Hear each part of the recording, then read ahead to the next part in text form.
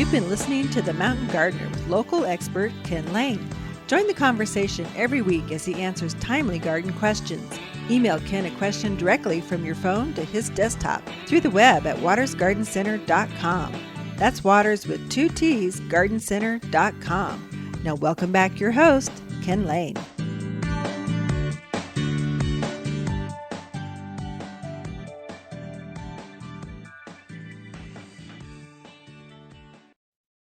Now, I grew up in Prescott, Arizona. So this Central Highlands area. As a kid, man, we would just tear up the countryside. So boys would jump in cars and just go out in the forest, and we'd come back sometimes days later. We would just back then there just weren't people out there.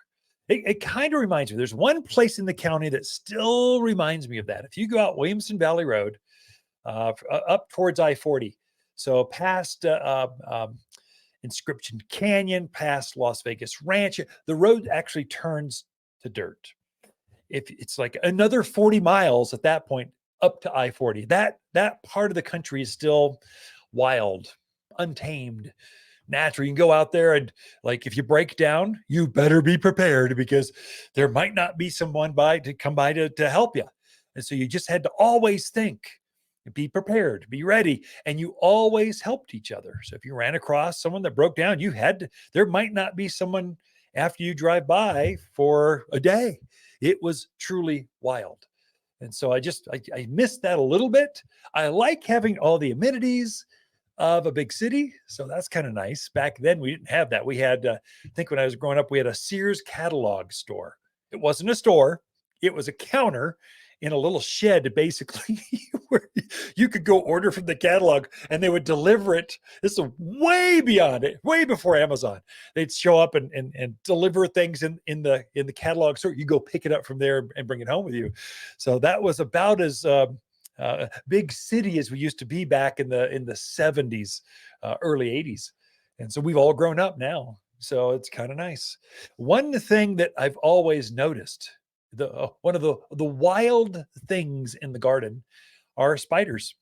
And there's one in the fall, late, whenever the monsoons hit through autumn, there's a phenomena that happens in Arizona. It's unique to us. I would say this northern Arizona, Albuquerque, the Four Corners area, tarantulas. We're famous for tarantulas. There's lots of tarantulas. The biggest spider in the country is a tarantula. They just roam around. And an interesting fact about tarantulas: the females, they really don't. They live underground in a nest, in a burrow, and they don't roam around. Their radius or influence is about, I don't know, maybe 10 yards, if that. So they stick next to their nest. And so when you see a tarantula roaming around the countryside, sometimes they'll be in little packs. They're always males. The guys are the only ones that roam looking for females. And so when you see a spider roaming around in the backyard or the garden, it's almost guaranteed it's going to be a boy. And he's looking for one thing. He's looking for a gal. And it's kind of interesting what happens with tarantulas.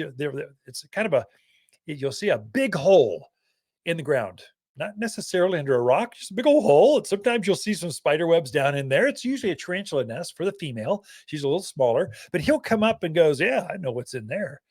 And he's not going to go down there because he'll be eaten probably. He kind of taps. They have this ritual where he kind of uses he just taps around and kind of woos her out with a dance drum, kind of a drum beat. She comes up and goes, wow, I kind of like the sound of that. And then they kind of mate, do their thing. And then he usually scurries off pretty fast. He's not hanging around, or he can be her next meal. So he knows that. And he's looking for the next gal to kind of go. So there's this courtship thing.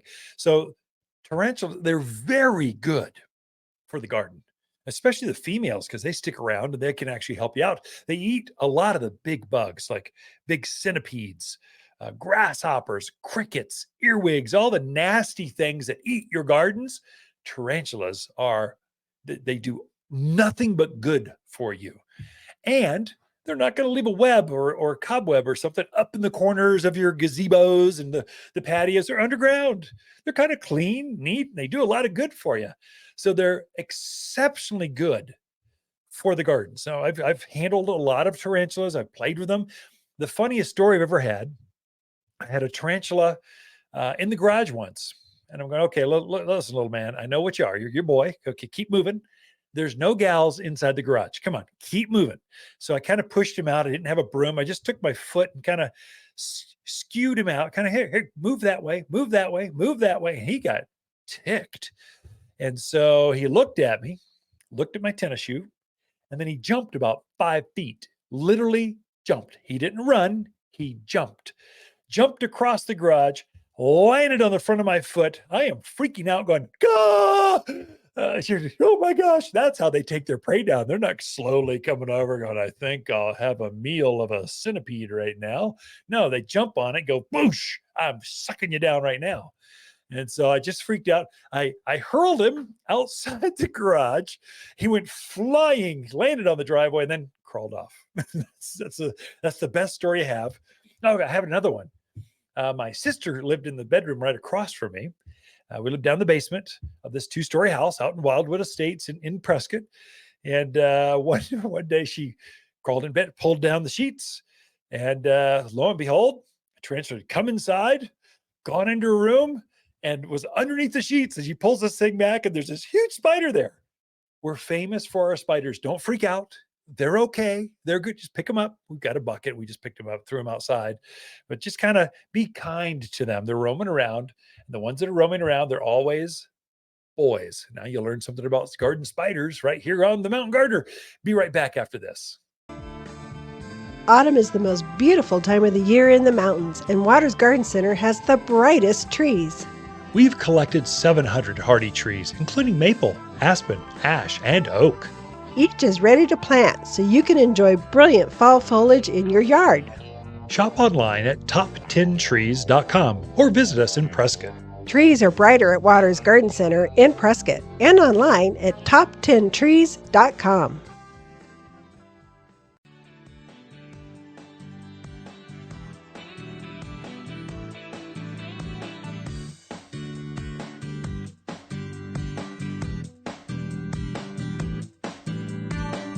The Mountain Gardener, your source for timely garden advice right for higher elevations. Guaranteed to make a difference in your yard this season.